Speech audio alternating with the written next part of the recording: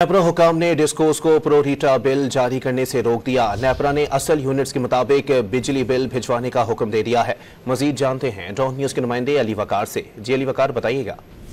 आज बिल्कुल ये एडवोकेट अजहर सदीक की दरख्वास्त पर नेपरा ने ये फैसला जारी किया है। इससे कबल अजहर सदीक ने ये दरख्वास्त लाहौर हाई कोर्ट में दायर की थी कि नेपरा जो प्रो रेटा बिल जारी करता है इससे रोका जाए और असल यूनिट के मुताबिक सार्फिन को बिजली का बिल भिजवाया, जिस पर लाहौर हाई कोर्ट ने ये दरख्वास्त नेपरा को भिजवाई थी, जिस पर उन्होंने फैसला करते हुए तमाम जो डिस्कोज है उनको हुक्म दिया है कि अप्रैल से जून 2024 तक असल बिल के अलावा तमाम यूनिट सार्फिन को वापस किए जाएं। प्रो रेटा की बुनियाद पर जारी होने वाले बिल ताखीर से जमा करवाने वाले सार्फिन को इजाफी रकम भी वापस की जाए और लेट पेमेंट की सूरत में जो 30 यौम में वापस की जाए रकम, वो भी इस फैसले में नेपरा की जानिब से तमाम डिस्कोस को कहा गया है और उनको ये कहा गया है कि जितने भी खराब मीटर्स हैं उसको फौरी तौर पर तब्दील किया जाए।